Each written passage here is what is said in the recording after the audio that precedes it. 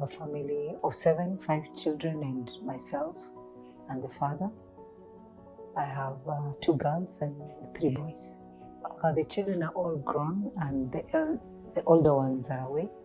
The youngest, who is about 10, is the one now at home. The child that you're speaking about today, as a person, she's a great person. As a child, she's respectful, she's supportive, and with a very good heart. She's a great mother of 1. She's also God-fearing. The child that you're speaking about today had a very bad experience growing up because at some point she was sent from school because of discipline issues. And when we went to school, we discovered that it was about lesbianism. At that time, we didn't know how to handle it. So as she grew up, we realized that it was something that we needed to live with because she is our child and we love her and we are walking this journey together, understanding. It is a process, but as a family, we have accepted that she's different. And we are just trying to be loving and protective. I am a mother of both biological and adopted children. I am a cat lover. I am a person who loves nature. My family, I am divorced currently. I live with my children. One of my children is queer, is a non-binary person, and the other one is adopted. They're starting campus this year. I adopted her when she was 12, and now she's 19, and she's about to start campus because the joy of my life, and I have a child. Is my heartbeat, and I love them very much. Oh, my child is fierce, and they are learning psychology, and they're beautiful, and they're warm, they're loving, they're funny, and they relate very well with their sister. How beautiful for them. And a mother of 3 children. But right from the beginning, you could tell something was a bit different about him because he was more feminine. He loved dressing up. When he got to his teenage years, that is when now I could tell he was not attracted to girls. He was attracted to boys. And it was hard at first to getting it and internalizing, understanding what was going on. So eventually I got to understand and accepted the way God gave it to me. Going back a little bit, his dad was not that accommodating. He didn't understand it. To him, he felt like if we beat him up, he'll change, And it went on like that until I realized it was making him so scared of being who he was and also affecting even the relationship he had with the other 2 brothers. So he had to part ways with the father. But now he's come to himself. He has accepted himself because I've created a safe space for him where he knows I love him no matter what. His brothers accept him as he is and they love him, and that makes him feel okay. He's a very good musician. He's very jolly. Marriage yangu nilipata mtu wa Siaya. Mungu akanibariki na watoto 3. Kijana na wasichana 2. Huyu kijana wangu alikuwa na aligrow kama ni kijana. Akafanya class 8. Ila alijoin form 1. Alijoin Ojeko. Sasa akarudi kuingia kwa. Sasa sikujua. Na vile walimu walijua wakaniita. Nilijua. Nilipenda huyu mtu wangu na hiyo nini yake vile aliingia hapo. Hata ingawa watu walikuwa wataki. Wanakusema, wanakupiga. Paka huyu mtu wangu alifanya nikaribu marriage yangu. Nilifukuzwa huko Siaya juu ya huyu mtoto wangu. Ni mtoto mwenye aligeuka kuwa msichana. Na alikuwa kijana. Na vile aligeuka kuwa msichana akutu hivyo. Apendi nini? Sasa anapenda tu wanaume. Sasa akutu hivyo. Sasa nilifukuzwa na yeye huko Siaya. Kufukuzwa siku kwa na shida yote. Juu nilipenda mtoto wangu na kila kitu ninafanya. nikakuwa nampenda, tukakuja tukaishi tu. Sasa tumeishi tu hivyo na huyu mtoto wangu mpaka saa hizi. Nao wengine makao ndio sina mazuri, nilifukuzwa huko, sina shamba, sina mahali pa kuishi, niko tu nao hapo Siaya tumepanga. Hata Tasha huwa anasema mama, Mungu anaweza kutupenda mpaka tubariki na hii kazi yangu, mpaka siku moja naweza kupata kitu kidogo nitafute mahali ufanye nini ukae. I am married and I have 6 kids, and I live in Kisumu. My child is called Mariana, and I love her very much, and we are super close, but many times also worry for her very much, based on how she identifies and how the world is out there is hostile, and cruel to her, and that cruelty is not only limited to her but also directed at us as a family. So there are many instances because of how my daughter identifies that people look at us funny, as if we did something wrong, but generally it's the violent nature of our society, the hate with which people speak about people like my child, that concerns me so much. And in many cases I see things that are ill-informed. I see things that do not speak to our inclusive nature as African people. I wouldn't be so much concerned if it was just ending at ignorance, but if it is ignorance that puts someone else's life in danger, then that really concerns me. The journey towards accommodating my daughter, it was a tough one for me at first. Because there are things that I do not understand. So I had to take my time to educate myself, especially on matters of human sexuality. Because, during our time when we were growing up, it was a taboo even to talk about human sexuality with your parents. That's the culture that I come from. The person in my family who is queer is my sister. She prefers to be identified with she's non-binary, so she prefers they or them. She's a businesswoman as such, and football is her passion. And in our family, I am the only person who knows. What I love most about Latifa is that she's resilient. She's really tried. You understand? Someone else would have given up, would have been beaten down, but she's really tried. And I love that she found football and coaching as a way to give back to the community. And for her, the hobby doesn't pay much, but it's something she's passionate about. And it's something she has really stuck to. And she's hardworking and smart. Her resilience is something to really admire. I think it has brought us closer, because now when she has an issue, we'll talk. And even me, funny thing, when I'm having issues, even if they're related to marriage, the only person I seem to be comfortable talking to is her. And the fact that in the family I'm the only one who knows shows you how tough it is. It's not easy to live with something, and it's you, and you're hiding it from everyone and each person, even the person who should be your family and should know you, you're just hiding it. It's not something easy. Mimi ni mama wa watoto 5 na wajukuu kadhaa. Kuhusu mtoto wangu ambaye ni Georgina, alikuwa tu mtoto ambaye alizaliwa vizuri, alikuwa ni mtoto mcheshi na ni mcheshi hata saizi. Alafu pia alikuwa ni mtu ambaye ana sauti, yeye ni mtu wa kujizungumzia, yeye ni mtu wa hawezi kuona kitu akanyamaza. Yeye ni mtu wa kujipigania mwenyewe. Na amekuwa nayo mpaka alivyoako saizi, ana hiyo sauti. Na hata vile alikuja akaja akawa akajibadilisha, sikujua kutoka kwake, nilijua kutoka kwa wenzake. Na nilipoisikia sikutaka kufuatilia, nilinyamaza kwa muda, nikanichukua kama miaka 3. Na by the time anakuja sasa kuniambia, mimi nilikuwa kwamba nilishakubali.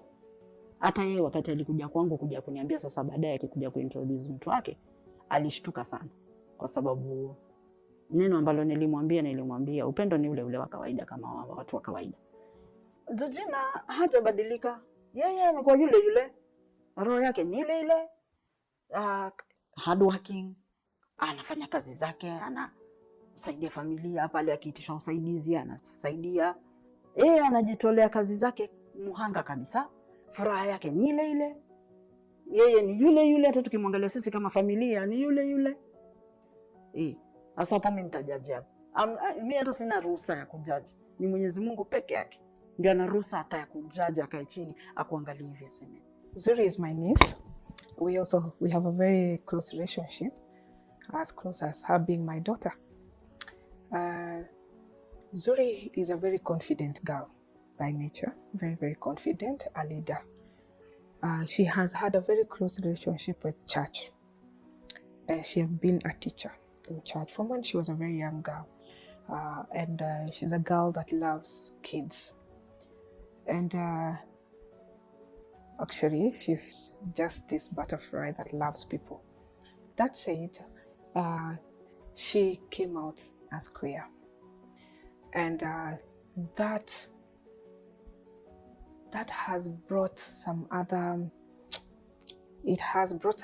issues with it, especially so much so in relationship with her parents, with her birth mother and her birth father,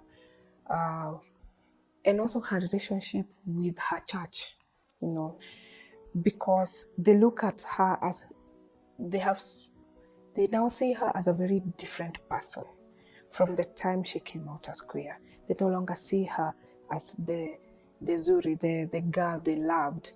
And that has pushed her into a place of loneliness, being alone.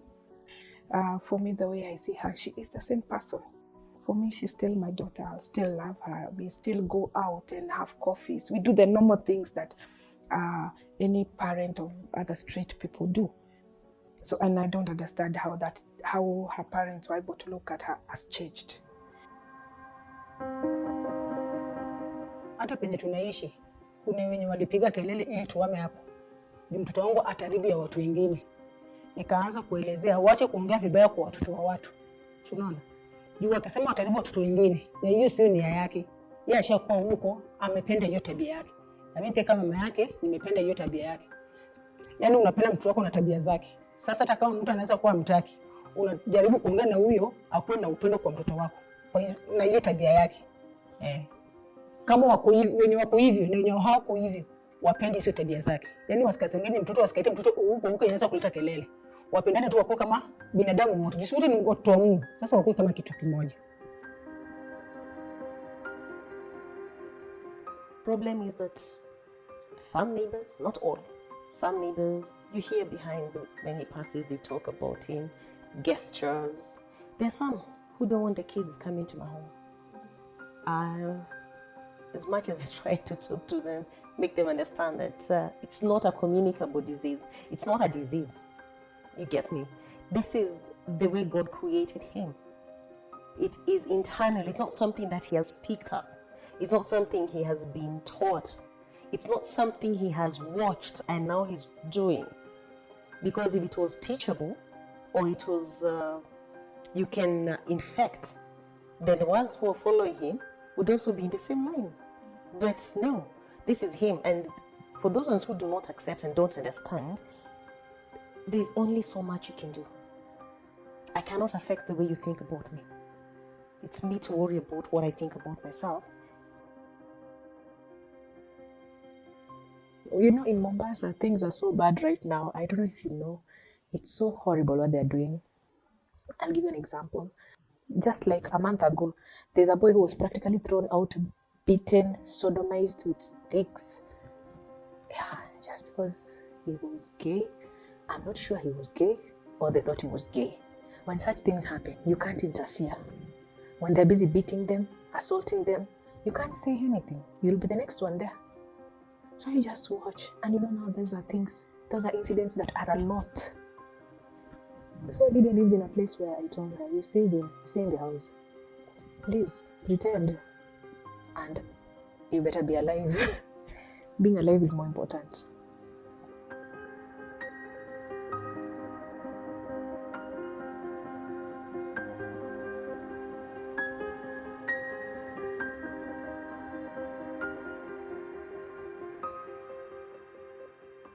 Most of the parents fear that once one child is found different, he will affect others. a person who is different is not an infectious disease, cannot infect other children.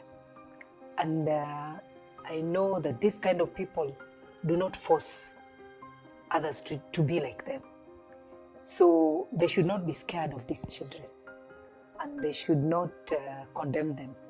I feel that even our system should be made in such a way that whenever we find these children who are different in our schools, we embrace them and cover them.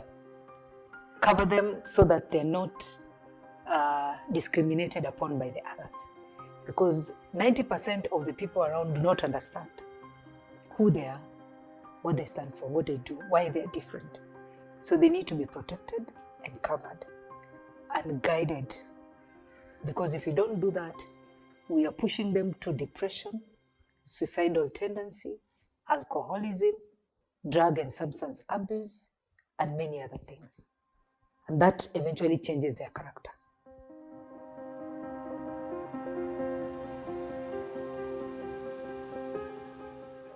You see, I didn't create my child. I only carried him in my stomach, in my tummy, in my uterus, right? God created him. And as far as Christians are concerned, and as far as I think all the other religions, we all believe that God is never wrong. So when he created him that way, he knew exactly what he was doing. So who am I to start criticizing his creation? And who are you to start criticizing what God has created?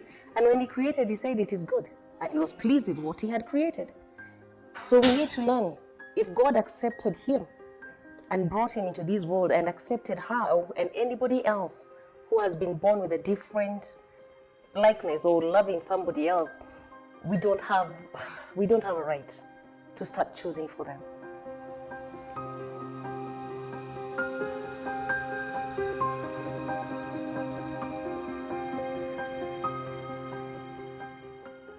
My child's name is Pendo. And for me in Pendo, we were staunch Christians. One of the things we eventually had to fold up was church. Because you cannot go to the same place where they're preaching against the very existence of your child. And eventually we had to walk away from church because church says homosexuality is a sin. My child is not a sin. My child is not a pervert. My child is not a sexual deviant. My child is my child. And my child is loved. So the teachings for me are not compatible with how I felt. I think, to be honest, I think we are more leaning towards being more spiritual and going back into organized religion. We don't think that will be hard or will be sin, and I'm not going to allow anything to invalidate my child.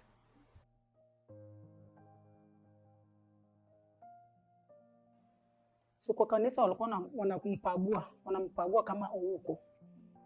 Na kuna wenye wanajua mimi ni Christian. Na sasa mtoto ndiye anafanya wanakubagua, anataka wakutoe kwa kanisa. Sasa niliambia kwa kanisa hakuna haja tuwatoe kwa kanisa atia ni huko wakose kwenda kwa kanisa.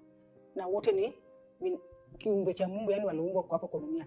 Waache kutoa mtoto ni huko asikaende church. Wamweke tu kama wengine ili apende kanisa. Na pia mimi nikuwe na jina mzuri nipende kanisa. Nisikaache kanisa juu ya mtoto wangu. Mimi pia sikaache kwenda kanisani.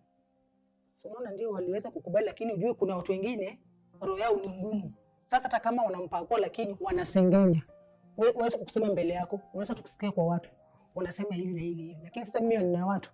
Sisikii na inimumizi. Juu sasa najua mtu wangu wako hivyo. Sasa hata nikisikia mtu ananisengenya, mtu alisema hivi kwake, hainitishi na inisumbui. Niko tu sawa.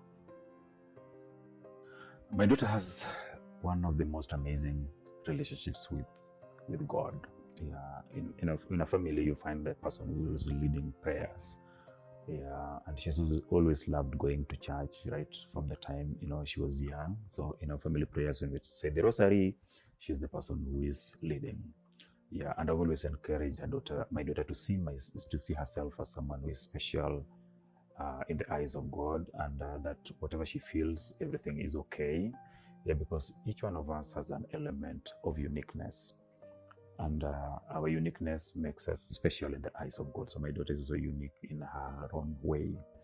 Though as human beings, we often judge people who look different from us, who think different from us, who see things differently from us, who identify differently or feel attracted to people differently than us. But that is not how God looks at us. Yeah, just the same way as we have unique fingerprints. And we don't criminalize people based on the uniqueness of their fingerprints.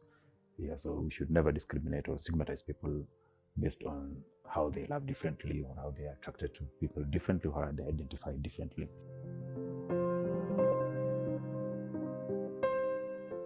If I look at the basic teachings or that teaching of Christians is that you're supposed to love one another. And if I love her, it doesn't matter what else she can be. I love the person, and that is the person I see. When I see her, I don't see her sexuality. I mean, we don't talk about, she's not dating me, so basically, that doesn't affect me. For me, what I see is she's a girl going through what other girls are going through, whether straight, whether queer, it doesn't matter. As a parent, what is important to me is her safety, that she's able to go through this life feeling loved by the parent. And I think for me as a parent, the support I can give her is for her to feel that she's not alone. God is love. And this same God is a God of mysteries. And his mysteries we cannot understand. So when the woman with the issue of blood came to Jesus, it was a taboo for them to be like that, but he accepted her. There was the adulterous woman who was being stoned. And Jesus pointed a finger and said, if there's anybody who has not committed any sin, should be the first to throw a stone. So what am I saying? I'm saying that God is merciful and God is full of love. Despite the fact that our children are different, the love of God should be shed abroad in our hearts so that we accept them and live with them that way. Without judging, it is the soul that God is concerned about, and our walk with Christ. If they can walk the walk of Christ and follow his ways, then I think our love will cover any differences that we may feel in our hearts about these children.